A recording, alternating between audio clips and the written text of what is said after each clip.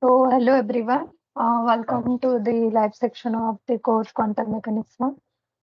This will be the last live section of this course. This section is basically a summary section. Here I will talk about some of instead of going into the details, I will talk about some of the uh, important concept that has been taught in the course. And this will be a 1 hour section. So, so let's get started. So let me share the screen.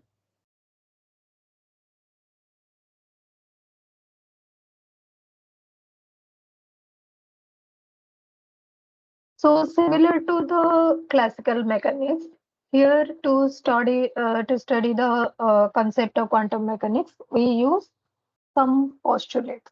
So postulates are nothing but these are the minimal set of assumption that is needed to develop the quantum mechanics theory. So the postulate one, it talks about what is the state vector of the system, and it's a element of Hilbert space. So make sure to go through the properties of Hilbert space that has been taught in the class. And the state vector, we also usually call it as a wave function of the particle.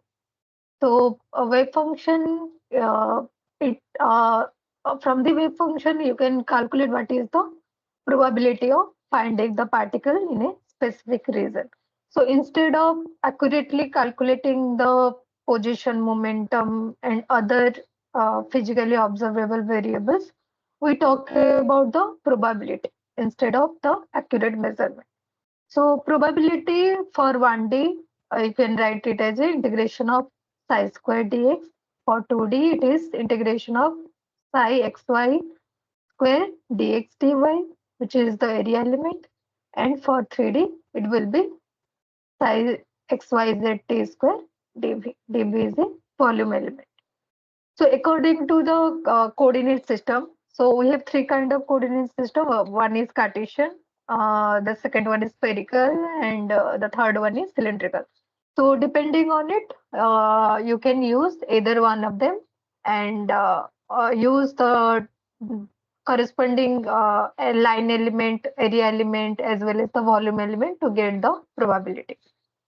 And it's not like every wave function correspond to a particle wave function. So the particle wave function should satisfy some of the properties. So in the first point, it tells about the wave function must be single valued. So for the wave function to be a particle wave function, it should be a single valued wave function. The second one is the wave function must be finite everywhere, and the third one is wave function must be square integrable. And by square integrable, it means it should satisfy the normalization condition, which is integration of psi square dv over all the space. It should be equal to 1. It talks about that if particle is there, then the probability of finding the particle in the whole space, it must be equal to 1. So if you write it down in terms of Dirac bracket notation, you can write it as a bra of psi with ket of psi must be equal to 1. So Dirac bracket notation are used, which make us easier to study the uh, uh, quantum mechanics. So it's one of the formalism that is proposed to study quantum mechanics. Okay. And the last one, the last property that the wave function should satisfy is the wave function must be continuous. So, going to the postulate 2 talks about the physically measurable quantity. So, in classical mechanics, we have position, we have momentum. Similarly, in quantum mechanics, we represent this physically measurable quantity like position, linear momentum, angular momentum in terms of operator. And these operators are linear Hermitian operator. And these operators in quantum mechanics, we say these are observable or dynamic variable. So the condition that a operator should is an observable the operator should be linear and it should be Hermitian. So please go through the details of postulates and remember the postulate because some of the concepts are related to the postulate only. Okay. So second is about the observable quantity, and third it talk about what will happen when we act an operator on a state vector psi. So it tells that if an operator A acts on psi, then we will get an eigenvalue A and a eigen vector phi n, which is an eigenvector of A, which is eigenvalue A n. Okay, so whenever an operator acts on a state, we will get a eigenvalue equation, which is A n phi n. And psi of t, you can express it in terms of the complete set of eigenvectors of A. So operator A will have some eigenvector and eigenvalue. So you can write the psi of t in terms of the eigenvector of A operator, which is this is the complete S condition. If phi n is a complete set of orthogonal eigenvector, then you can use it as the eigenbasis for the operator A. And when you take the outer product of all and summation of all this phi n, then you will get identity. So if you then you can write psi of t as this outer product with psi of t. So here you can rearrange the terms. This is a complex quantity, so you can place it anywhere. So this is phi n with psi of t, the inner product of phi n with psi of t. So this is nothing but the a n, which is the eigenvalue, and phi n is the eigenvector. So psi of t, you can write it as a summation of a n and phi n. So now when A acts on psi of t, then you will get either one of this eigenvalue. So you don't know which eigenvector you will get. So for this, you will see a probability distribution. So postulate 4, it talks about the probability of a measurement when an operator A acts on a state vector psi of t. So if this eigenvalue is non-degenerate, like if every eigenvector have different eigenvalue, then the probability of getting n is given by this equation, summation of n square divided by inner product of psi with psi. If psi is normalized, then the probability will be equal to n square, which is coefficient square. Okay. Now, if m the eigenvector, if it is if it correspond to 2 or 3 eigenvector, then you can write the probability of getting n as this equation, that is summation of j equal to m to m n square divided by psi psi. So now the only exception is when the initial state, that is when the psi of t is already in one of the eigenstate of A. So if let's say if psi of t is already in the eigenstate of A, which is phi n. So for that case, we will get the eigenvalue n with 100% probability. Okay.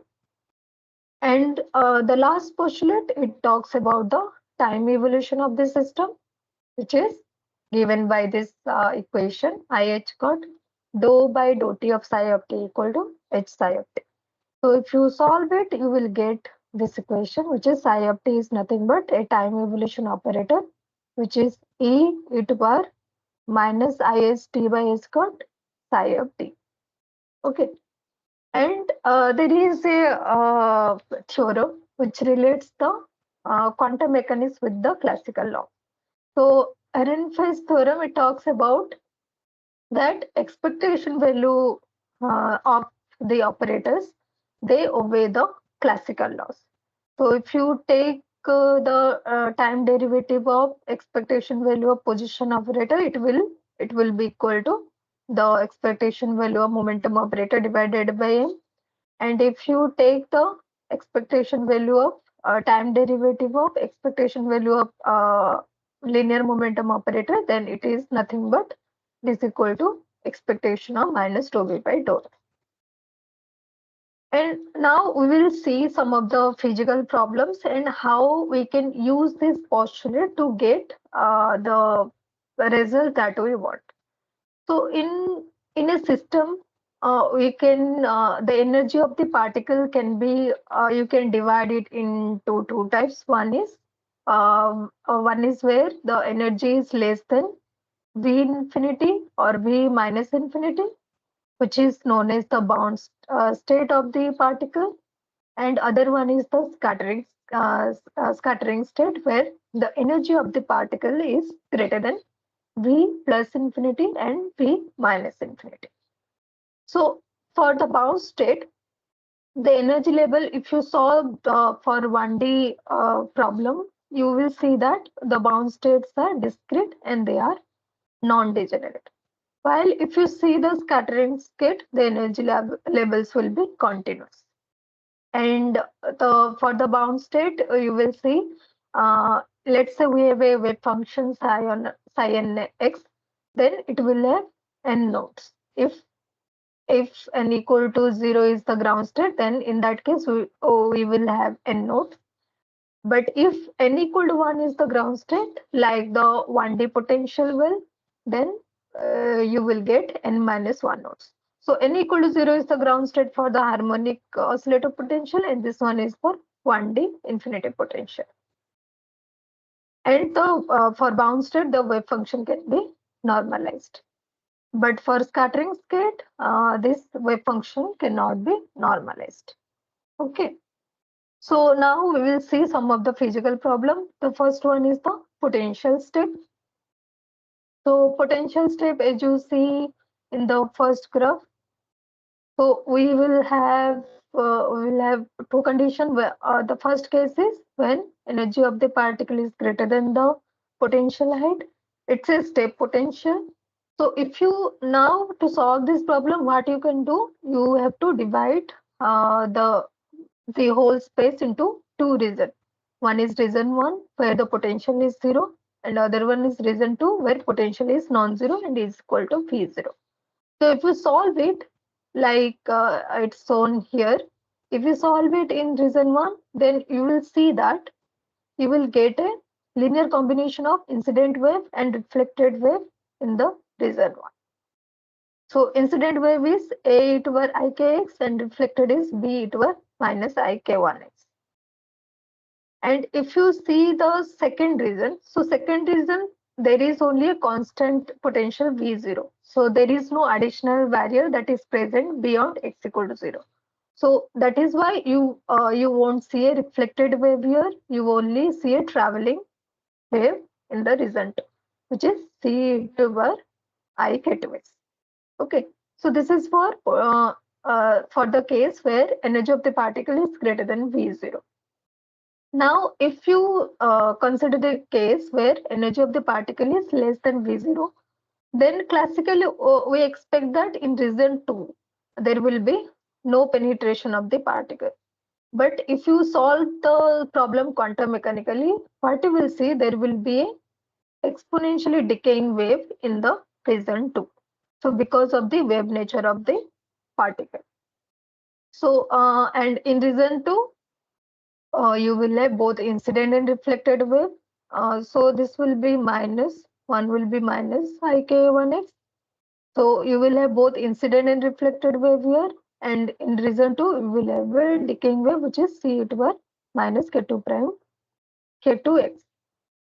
So and the so if you consider the first case, which is E greater than V0, so you will have reflection coefficient and transmission coefficient.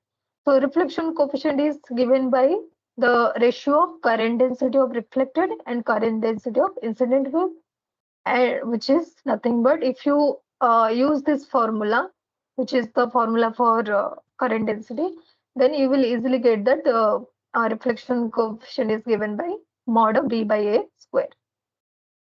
And the transmission coefficient, it is given by K2 by K1, C by A square. So now if you put the boundary condition at x equal to 0, that is psi and dou psi by dou x are continuous at x0. If you solve this two condition, you will get that the reflection coefficient is given by K1 by K2 by K1 plus K2 square, and T is given by 4 K1 K2 by K1 plus K2 whole square. Now for the second case, the reflection coefficient would be 1 because all the incident wave will be get reflected. Okay, but there will be a probability of there will be a penetration of the incident wave to the second region, which is given by this psi of tx square, which is nothing but c square e to power minus k2 prime x. Okay. Now we'll see the next physical problem, which is nothing but a potential barrier. So instead of a step potential, we will have a rectangular potential here. Okay, so this is similar to the it's like two step potential have merged together. So in this case also you have to divide it into regions, region 1, region 2 and region 3 and solve the Schrodinger equation. If you solve it for the first case where energy is greater than V0, so you will see that there will be incident and reflected wave here, and there will be also incident reflected wave here. But in the third region, you see that there is no barrier after that. So that's why you will only see a traveling wave, which is forward propagating wave, which is e to power I k1x in region 3. Now coming to the second case where e is less than v0. So for this case, you will see the same incident and reflected wave here.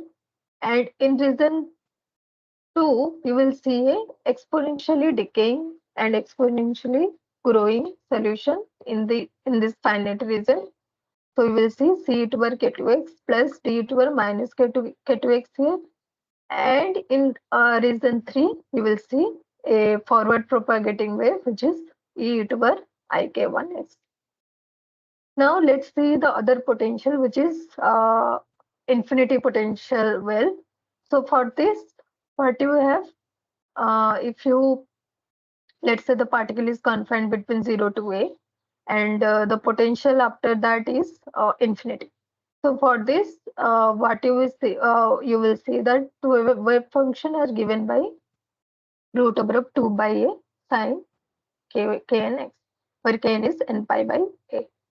So in this case, if you find out the energy, then it is nothing but h cot square n pi by a whole square by 2a.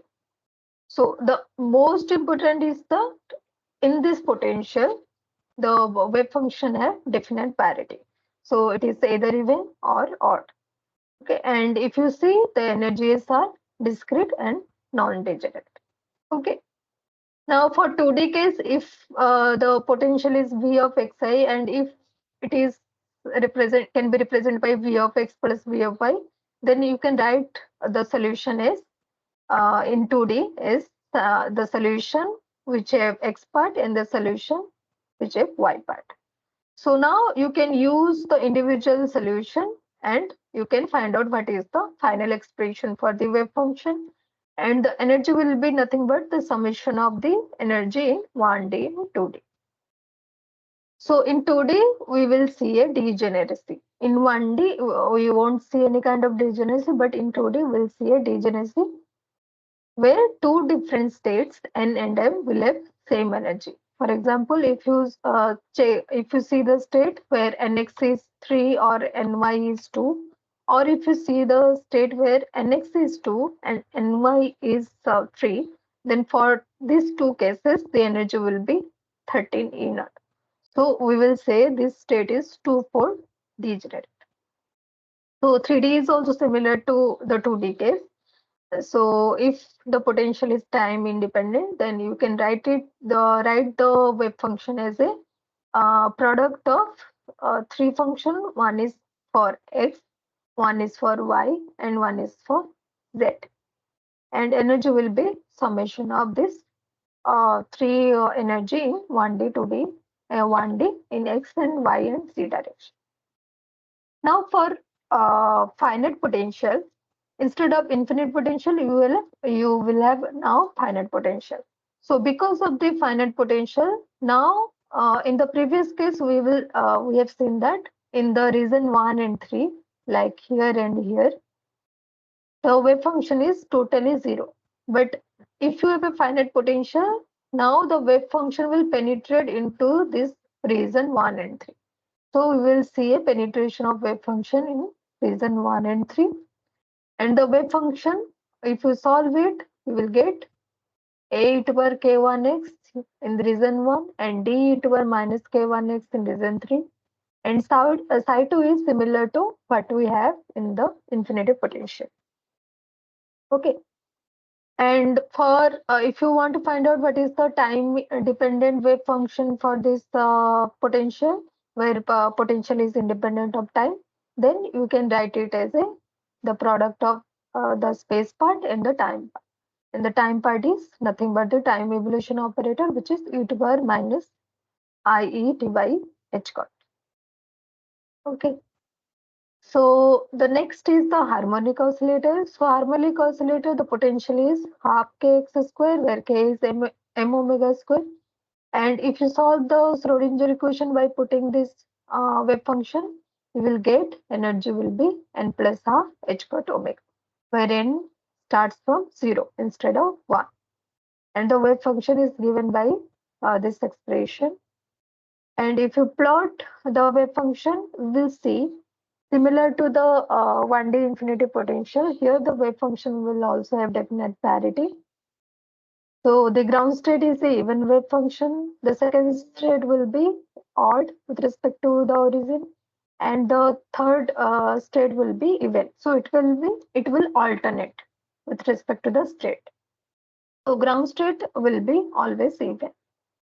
And for 3D harmonic potential, it's like n must be equal to nx, the summation of the energy eigenvalue of 1D, 2D, 1D in x, y, and z direction. And the wave function, if you have even potential, the wave function have definite parity. It will be either even or it will be either odd.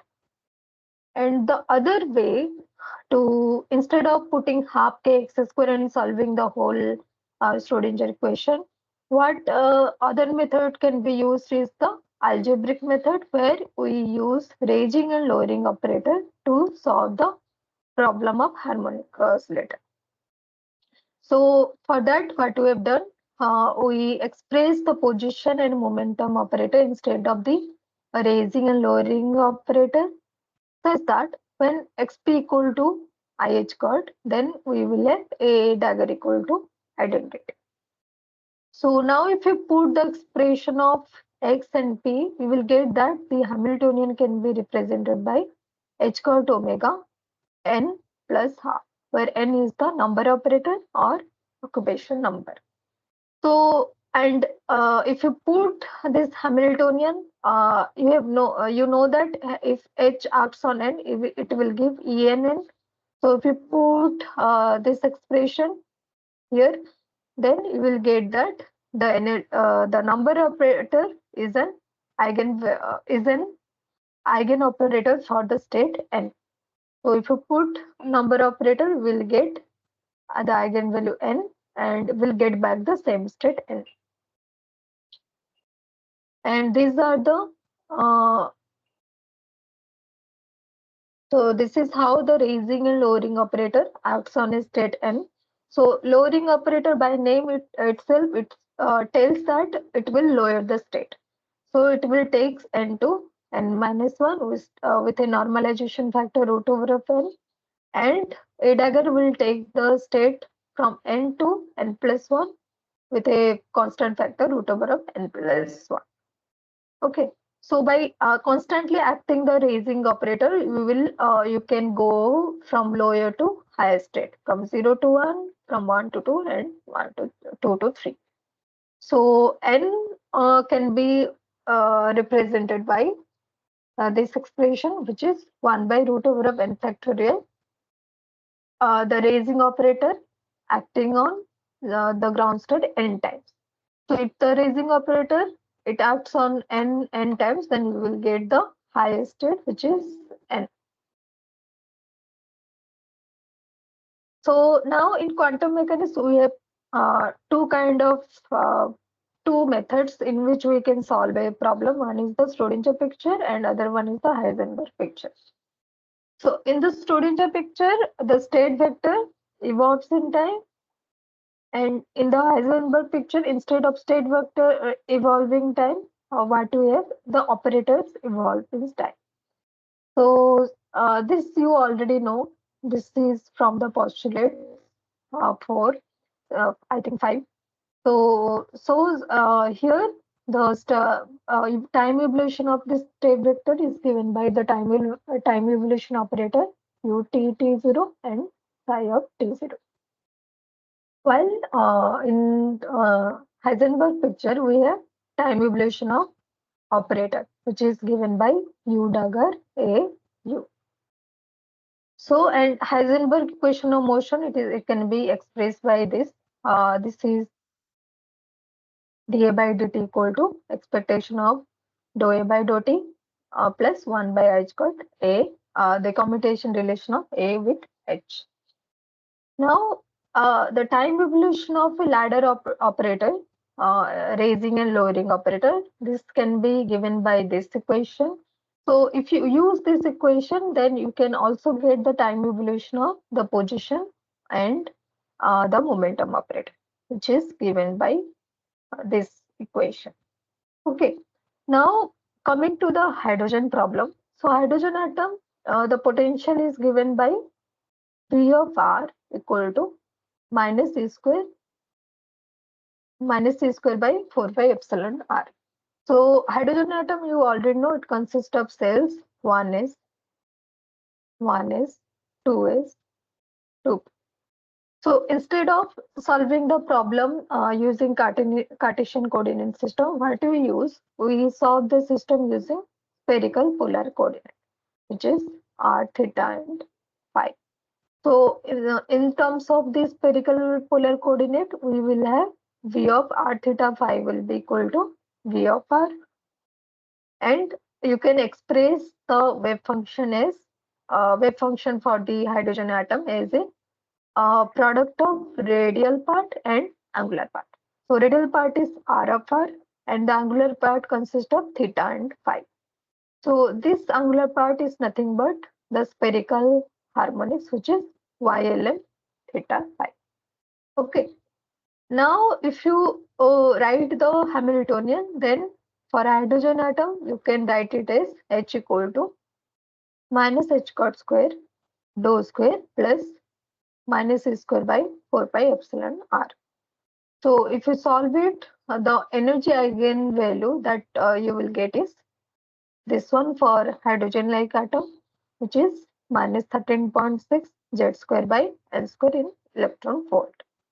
Okay, so now for this kind of Hamiltonian, we represent the eigen function, which is wave function, as psi NLM.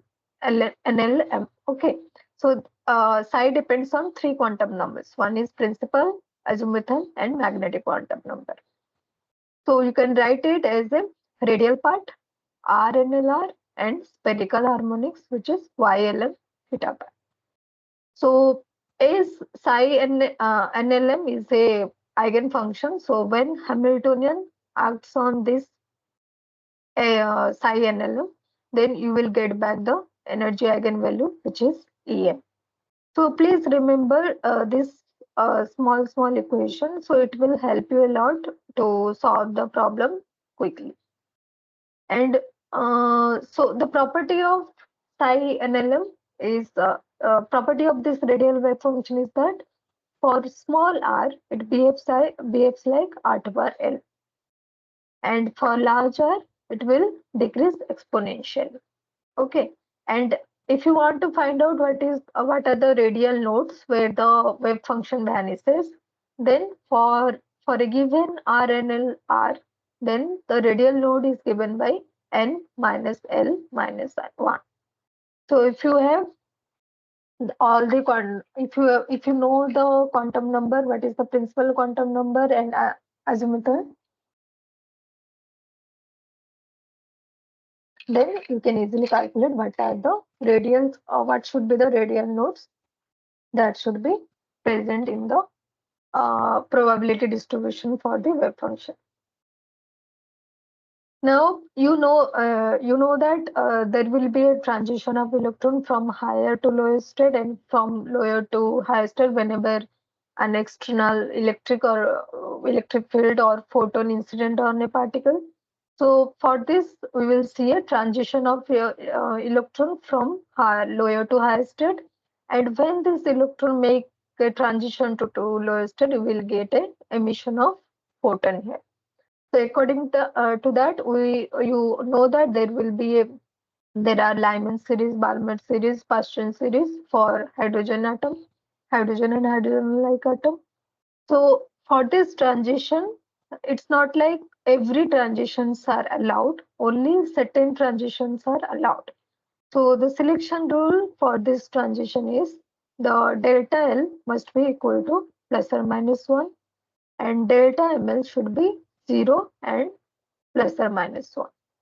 So if you have, let's say for this one, it is psi N1 L1 ML1, and for the highest state, it is psi N2 L2 ML2.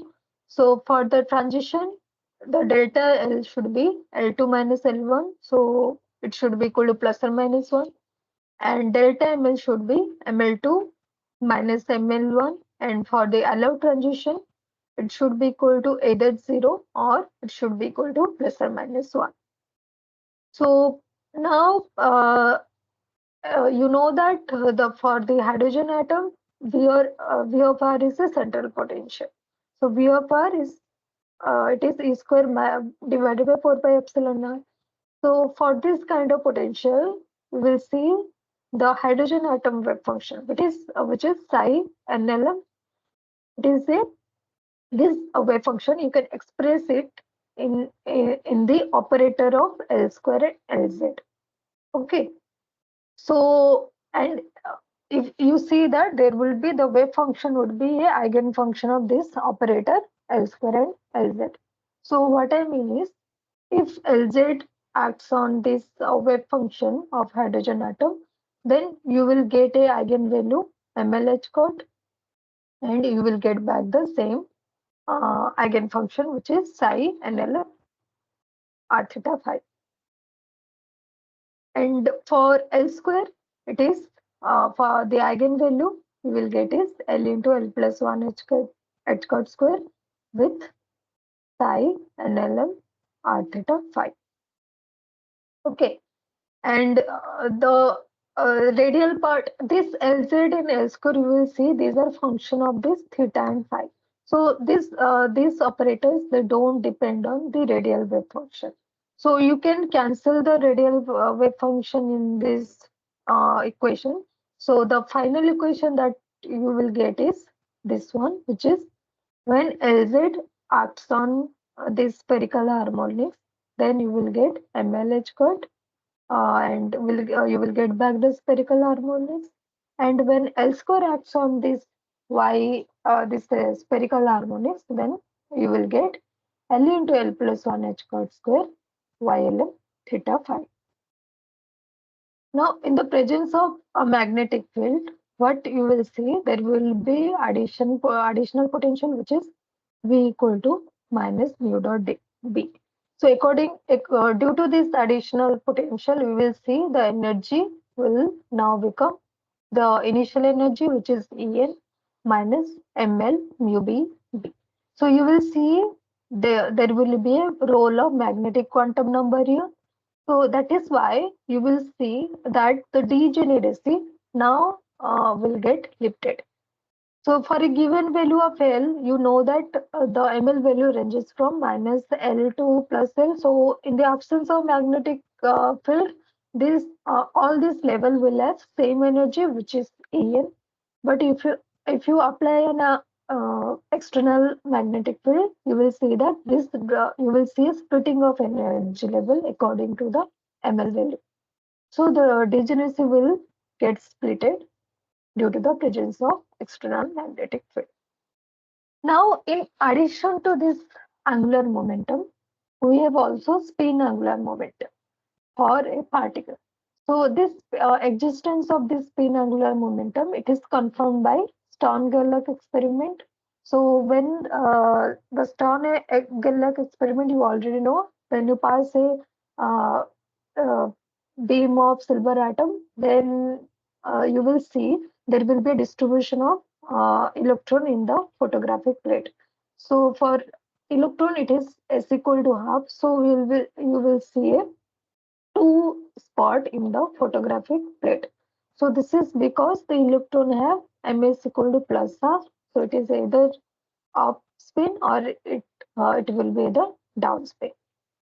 So for electron it is s equal to half, and associated with s we will see a magnetic spin magnetic quantum number which which have ranges from minus s to plus s. So instead of electron, if we have passes a different kind of particle which is different spin other than s equal to half, like s equal to 1. So if you pass this s equal to 1 beam through this Stern-Gerlach apparatus, then you will see three spots because s equal to 1 will have ms equal to 1, 0 or minus 1. Okay. So similar to the orbital angular momentum, the spin angular momentum also follow the same uh, eigenvalue equation. So for s square, the eigenvalue is s into s plus 1 is h cot square, and for s jet, it is ms h cot. So you see there in the system, like in a hydrogen atom, there is only a single electron, but in more system like helium neon, you have a system of many particles.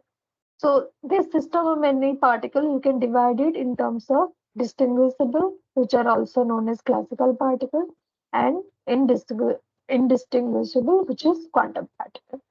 The quantum particle you can divide it into two types. One is fermions and another one is bosons. So bosons, they follow Bose Einstein statistics, and fermions, they follow Fermi-Dirac statistics. So bosons, they have integral spin, and fermions have half integer spin. And the main distinction between them is that the fermions, they follow Pauli exclusion principle, but bosons, they don't follow any kind of they don't follow Pauli exclusion principle.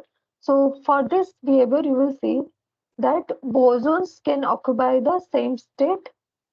So you will see there will be a occupation of boson in the same state, but due to the Pauli exclusion principle of fermions, you will see that a quantum state can be occupied by two fermions of opposite spin. So it's not like you can put any number of particle in a single state. So a single state can be occupied by two fermions with opposite spin. So this is all about the particle dynamics. So now you have spin and as well as you have orbital angular momentum. So when the particle have both, then you can represent the final operator as J. So J, you can write it as vector sum of spin angular momentum and orbital angular momentum. And the similar to the orbital angular momentum, you know that the orbital angular momentum follows this commutation relation, which is Lij equal to IH got epsilon Ijk Lk. And LISJ commutation relation will be 0.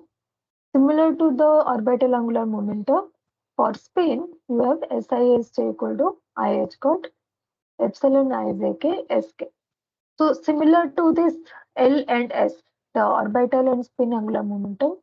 The total angular momentum, which is J, this also follow the same kind of the same structure of commutation relation. So you don't have to remember all these things. Only if you know one of them, then you can deduce what will be the commutation relation for the other operator.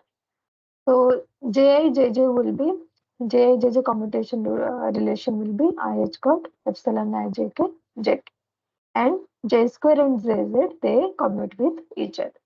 Okay. Now for this kind of total angular momentum, you will have the raising and lowering operator, which is J plus and J minus. So J plus you can represent is as Jx plus Ijy, and J minus you can represent is as Jx minus Ijy. And the commutation relation for J plus and J minus is given by 2H got J3. So J plus, as the name indicates, it will raises the state of the system. So it will take M to M plus 1, and J minus it will take M to M minus 1. So now we'll see what will happen if we have two non-interacting system of particles. So let's say we have system 1 where the total angular momentum is J1, and we have system 2 where total angular momentum is J2. So for system 1, you will see this commutation relation, that is J1 square and J1Z, they commute with each other. And for system 2, the J2 square and J2Z, they will commute with each other. So J1 square, the eigen function, eigenkate, you can write it as it's the common eigenstate for J1 square and J1Z, which is J1M1. So for this eigenkate, you will see that the eigenvalue equation is this one, that is J1 square acting on J1 M1 will give J1 J1 plus 1 H cut square, and you will get back the same eigenkate here. While when J1Z acts on this eigenkate, you will get eigenvalue M1 H cut. So similar to the system 1, you will have this commutation relation, which is J2 square. J2 M2 will be J2 J2 plus 1 H cut square, J2 M2, and J2Z acting on J2 M2 will be M2 H cut J2 M2. Now for the composite system, you can represent the basis of the system in two forms. One is the coupled uncoupled state, other one is the coupled state. So coupled state you can represent it by J1 J2 Jm, and uncoupled state you can represent it by J1 M1 J2 M2. So M1 you already know, it will take the value minus J2 plus J, and for M2 it will take value J2 J minus J2 to plus J2. Okay. So composite system, for in composite system we will have the total angular momentum, which is vector sum of J1 plus J2. And if you want to find out what is J square, so J square will be nothing but J1 square plus J2 square plus 2 J1 J2. So similar to the commutation relation of J1 and J2, you will have similar kind of commutation relation here. So if J square, if it acts on the coupled state, which is J1 J2 Jm, then you will get back the eigenvalue, which is J into J plus 1 H cut square. And if Jz acts on it, then you will get mh cut J1 J2 J. So now if you want to go from one basis K to other basis K, so there are two basis K, one is coupled and other one is uncoupled basis K. So what you have to do, you have to start from the stretch gate. So what is the highest state? You have to start from there, and you have to apply either the raising operator or the lowering operator according to your choice, according to what you have to find out, and the orthogonality condition to get the other gates, other coupled state of the system. So please go through the tutorial section for all these concepts so that you can uh, easily understand what I want to say. Okay. So, and when you go from one state, let's say you go from couple to uncoupled state, you will see that this matrix that relates between this coupled and uncoupled state are nothing but Clebsch-Gordon matrix. Okay, which is given by this expression. This is the CG coefficient. So to find out this CG coefficient, what you have to do, you have to start from the stage gate and you have to apply the raising and lowering operator and the orthogonality condition to find out the other state. And you will see that while calculation, you will see that this CG coefficient will be non-zero when m equal to m1 plus m2. So if m equal to not equal to m1 plus m2, then you will see that the CG coefficient for that matrix element will be 0. Okay. Now in the last lecture, we have seen some of the higher rank operator. So till now we have only studied about scalar and vector operator, but for the high rank tensor,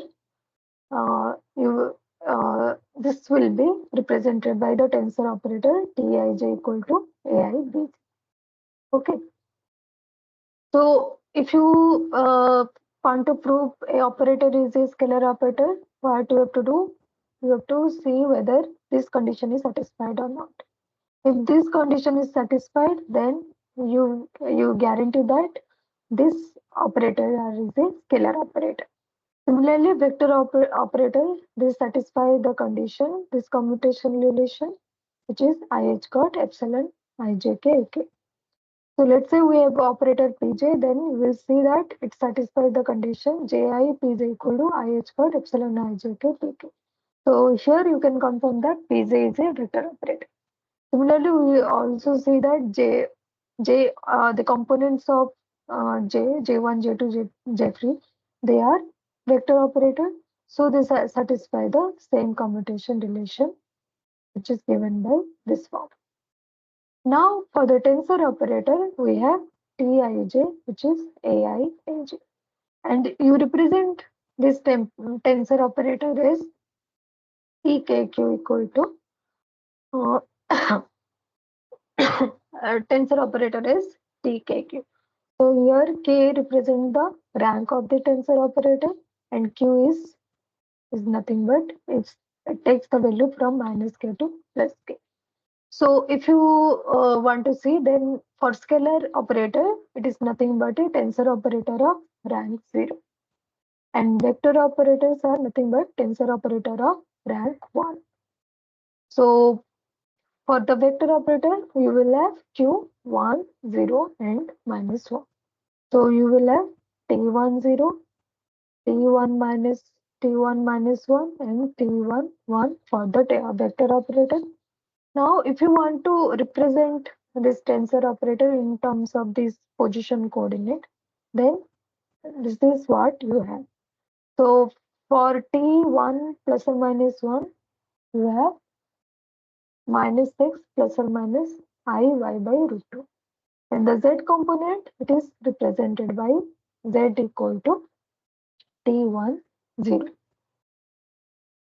So, and if you calculate the commutation relation, then you will see that for Jz, the commutation relation of Jz with T11 is nothing but h got T11 and Jz with T10 will be 0 and Jz with T1 minus 1 will be minus h got T1 minus 1. So in general form, you can write it as this one, that is Jz commutation relation of Jz with T1q will be QH got T1q. Jz with TKQ will be QH got TKQ and J plus or minus T1Q will be H got root over of. This is similar to what you have in the commutation algebra of the angular momentum. So for KQ, we will have K minus plus Q multiplied by K plus or minus Q plus 1 and T1 Q plus or minus 1. Now, this to find out the matrix element of this tensor operator, what we have, you can use the Wigner-Ricard theorem, which relates the CG coefficient with the tensor operator coefficient. So, if you want to find out, let's say you want to find out what is the matrix element representing this, then what you have, you have you have a constant element which is J2 OAK J1, and which is the constant this you get from experiment, and you have the CG coefficient here, CG. This is the CG coefficient that you can easily find out from using the uh, uh, just by starting from the stage gate. So, like I said in the previous part, so to find out the CG coefficient, you have to start from the highest stage gate, and you have to act the raising and lowering operator to find out the other elements of the CG coefficient. So this is how you can calculate the tensor operator. So these are some of the highlights of this course, Quantum Mechanics 1. So please try to go through all the concept, all the little concept, and all the postulates, all the theorems, and all the commutation relation. You don't have to remember all the commutation relation. You just have to uh, uh, you just have to recall only those that are uh, like that are important. Like you can remember what is the commutation relation of x y, then you can deduce what will be the commutation relation of y z. These are similar, these are related, so you can easily find. So using x and y commutation relation, so x and px commutation relation, then you can easily calculate what will the commutation relation of a function that depends on x and px. So please go through the all the concept, all the equation, all the formulas. So and please try to understand the concept better so that you can easily solve the other complex problems. Okay, so this is all for now. So all the best for the upcoming exam. So thank you everyone for joining this live section for this course Quantum Mechanics 1. I hope during this tutorial section I have tried to cover all this concept, and I hope these the problems I have solved will be helpful to you to solve the problems in the exam. So all the best for the exam. So bye everyone.